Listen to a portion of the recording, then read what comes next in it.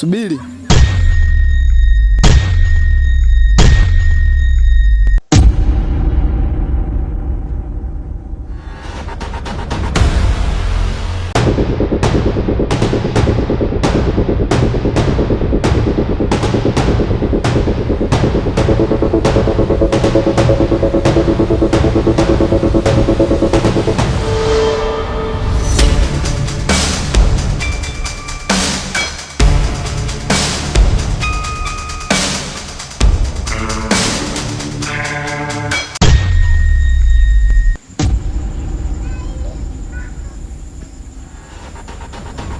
Toka hapo juu.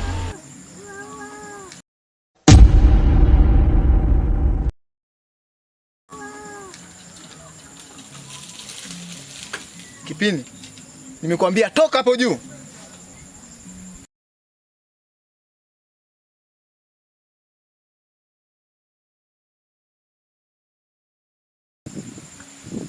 Kijana mgeni, bora na wewe ulivyokuja. Hii adhabu na wewe inakuhusu. Lazima uwawe na ulawitiwe hadharani.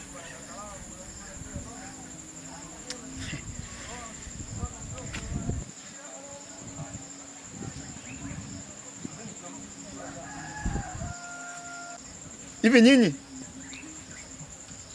ni binadamu kama sisi?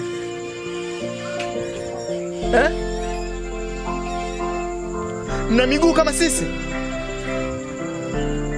Mna mikono na mna moyo pia, lakini vitu mnavyovifanya ni vitendo vya kikatili na unyanyasaji. Hivi hamfikiri? Hamwazi? Mnafanya ubaya, mnafanya ukatili. Hamkumbuki kama sisi ni binadamu kama nyinyi? Kumbukeni kwamba nyinyi ni binadamu.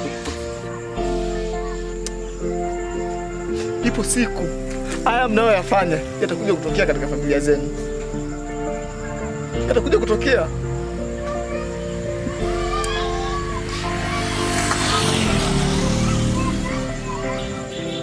Alafu nyinyi raia, nyinyi ni wanakijiji cha Mbawa, ni watu wa hapa hapa Mbawa, lakini tunashindwa kutumia akili, tumejawa na uoga. Idadi ya sisi tuliokopo wote hapa na hawa ni vitu viwili havifanani. Inatakiwa tutumie nguvu ya umma na tupambane na hawa watu.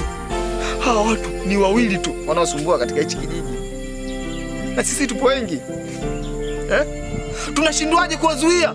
Tunashindwaje?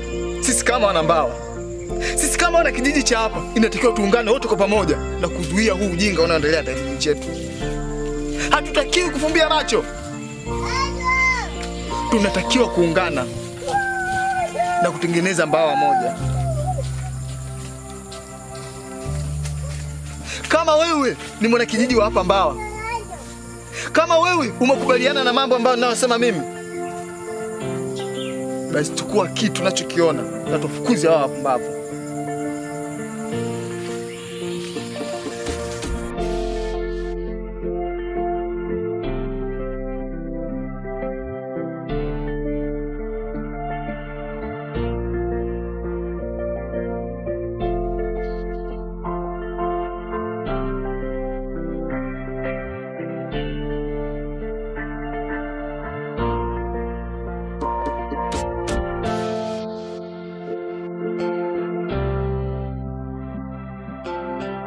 Asante sana kaka, umetuonesha nguvu ambayo sisi tulikuwa hatujui. Wewe ndo shujaa katika hiki kijiji cha Mbawa, wewe ndo mkombozi.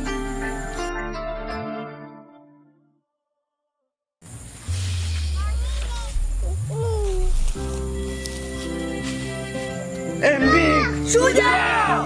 MB shujaa! MB shujaa! MB shujaa! Kalata, Kalata, oh Kalata, Kalata, Karata.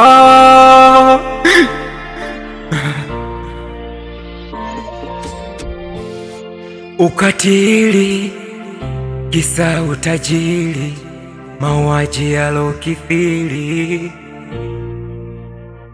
Karata, kisa mali, mtu yupo tayari atowe uhai. Karata, hatari sopoa kwenye kijiji cha Mbao. Vijana mliokamilika, anakushindeni vipi mtu mmoja mpaka mnashindwa kumnyonga na kumbaka akiwa maiti yule dada mbele ya umma? Hapana bosi, yule kijana mgeni alishirikiana na wana kijiji wote, ndio maana sisi tukakimbia.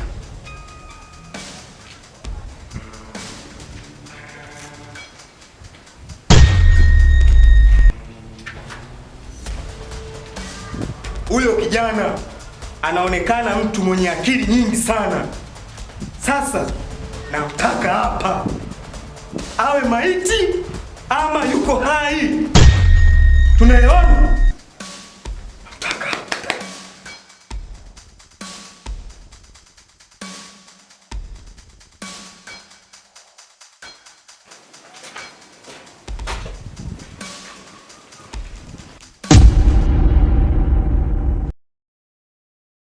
MB ndogo wangu, nilikuwa sijajua kama utakuwa msaada katika kijiji cha Mbao.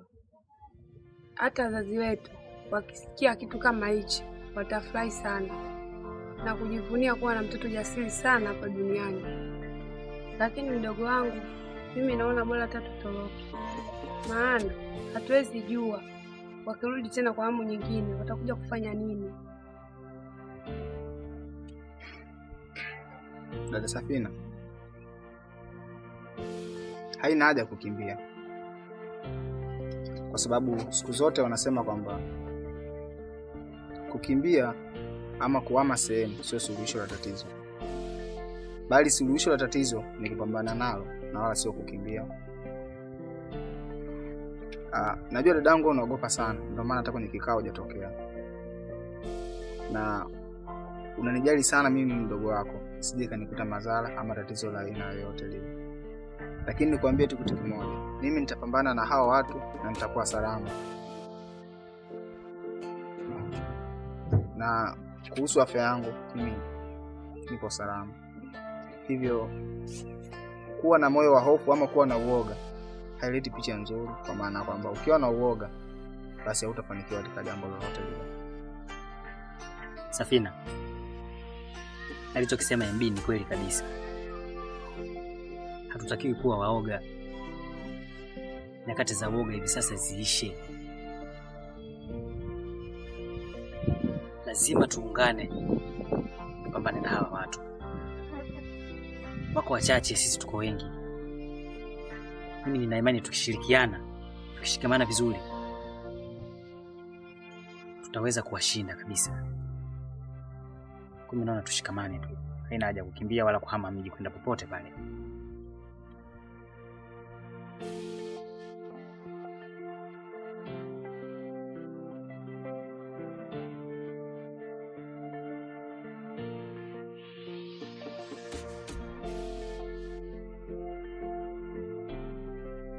MB, nimekuja kutoa shukrani kwa kumsaidia dadangu. Maana bila ya wewe dadangu angebaki jina. Lakini mpaka sasa dadangu yuko naye. Asante sana MB. MB, sina cha kukulipa zaidi ya kusema asante.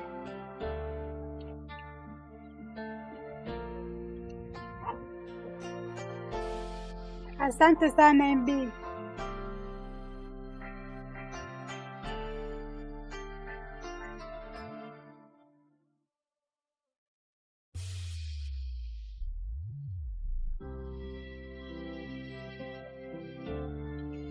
Haina haja kutoa shukrani kwangu.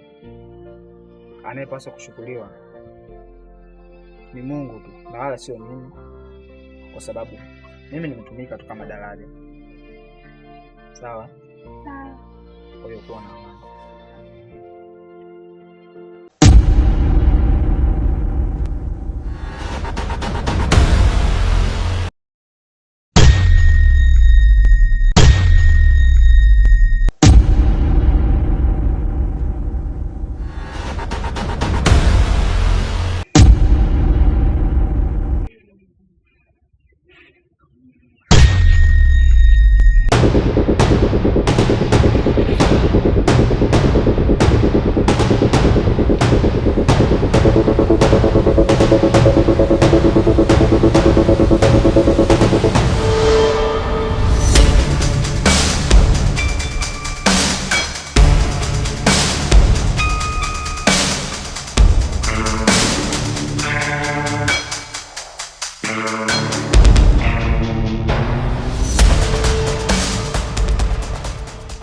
Ni wapuuzi.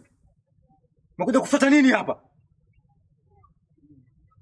Nasema muondoke kabla damu haijamwagika.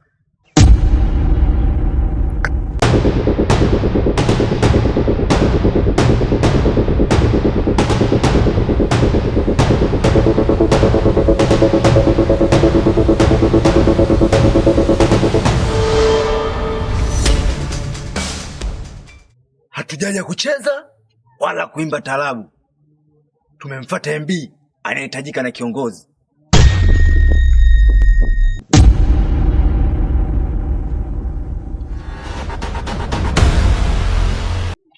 Hapa hatoki mtu. Jamani, chukueni silaha.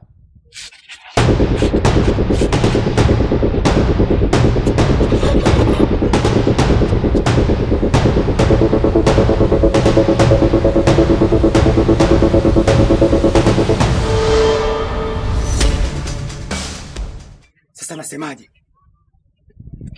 Kama kweli nyinyi wanaume mumetimia na mumekwenda jando, muje kumchukua MB.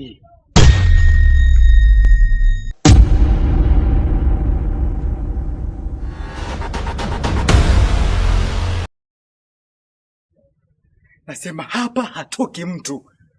Hatoki mtu. Hatoki mtu.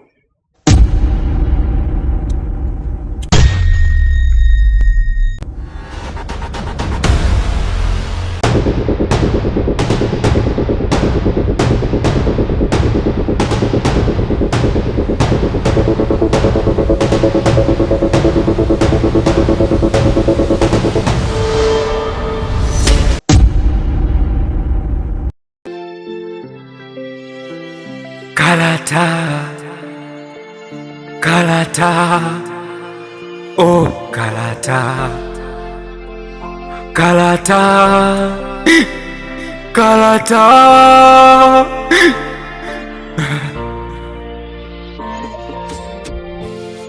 Ukatili, kisa utajiri, mauaji yalokithiri, oh kalata.